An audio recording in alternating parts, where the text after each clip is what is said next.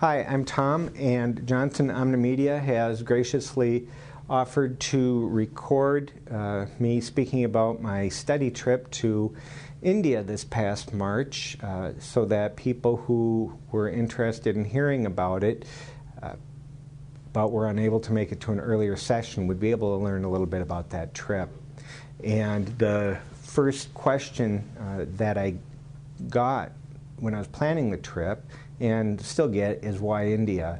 Were you over there evangelizing? Were you over there learning about another religion? And the answer to both of those is no. I was studying yoga, and not yoga like you see in exercise studios, but the philosophy, the psychology of yoga. And that training could have taken place anywhere. I was just fortunate that the opportunity came at the right time for me to study yoga in its birthplace. Now, yoga for me, my connection to that came a few years back. Probably about a decade ago, I became interested in the contemplative component of Christianity and how it is that we engage with God. Because one of my ongoing interests is when we say we follow Jesus or we seek to follow Jesus Christ, he had a connection with God. How do we get that connection with God? What is the nexus of our souls with God when we talk about the Spirit of God being inside of us?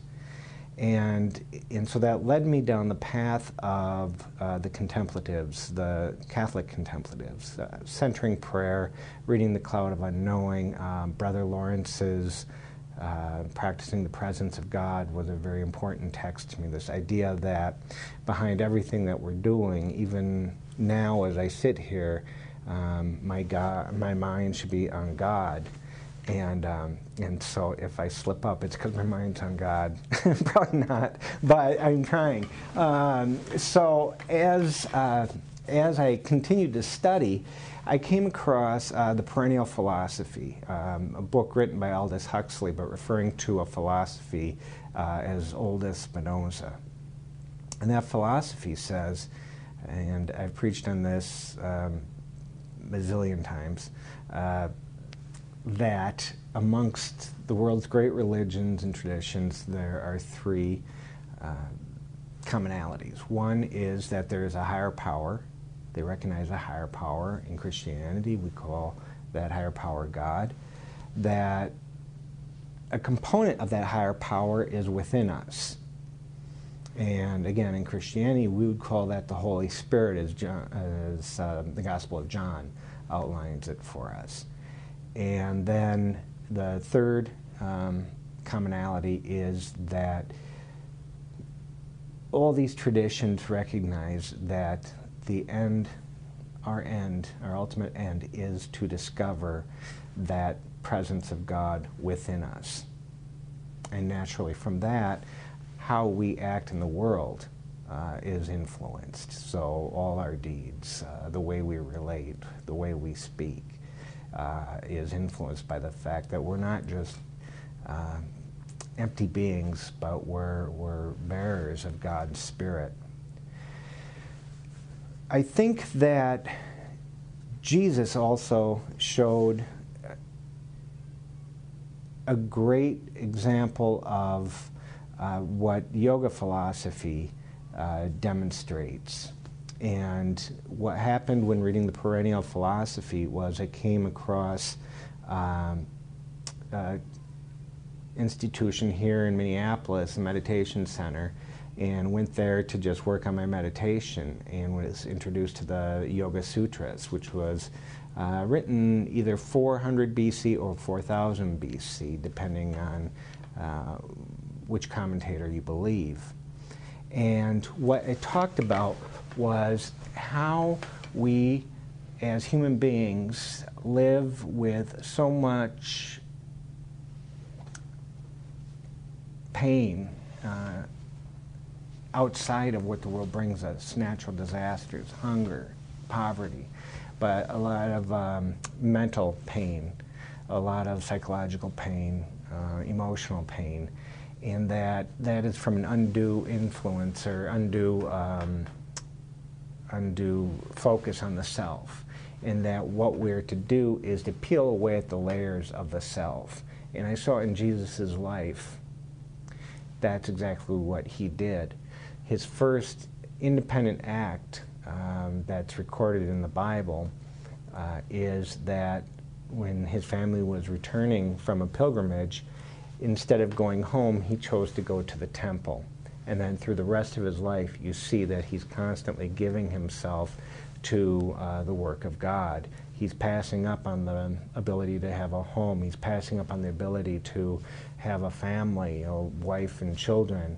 He's passing up on the ability to rest his head at night in a nice place. And he's constantly giving of his time and his energy until finally he's able to say with great integrity, I and the Father are one, while at the same time being human enough that the night he was betrayed, he was filled with great trepidation, and that while he was on the cross, he was filled with a great sense of abandonment. And so I think this concept of following Jesus is one that asks us to shed away the layers of ourselves. We're human beings, we can't deny that, but that there is something eternal in us. We carry within jars of clay this treasure. So that is kind of the why I ended up going to India, because I've been studying Raja Yoga for the past couple of years. It's also called Ashtanga Yoga, eight-limbed yoga, and this is where some advanced training was available.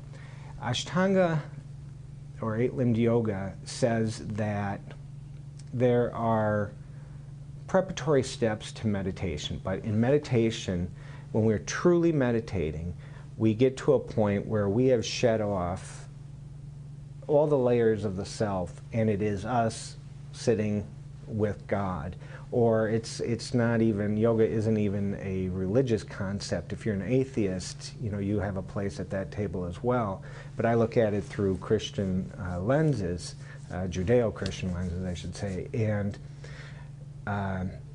And so you shed off all these layers, and that part of that is preparing the mind, the body, the breath, the way you function in society, everything, so that you can simply sit and be with God with what the author of The Cloud of Unknowing called a naked intent. You're just sitting there and you're not speaking, you're not making a grocery list, you are simply sitting there, secure in the knowledge that you're sitting with God.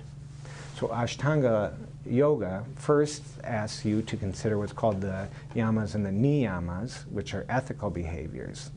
Primary is ahimsa, nonviolence. You can't separate yourself from the false self while you are out causing harm in this world. And so if you could only practice ahimsa, nonviolence towards all beings, that alone would start preparing your heart and your mind for a time with God.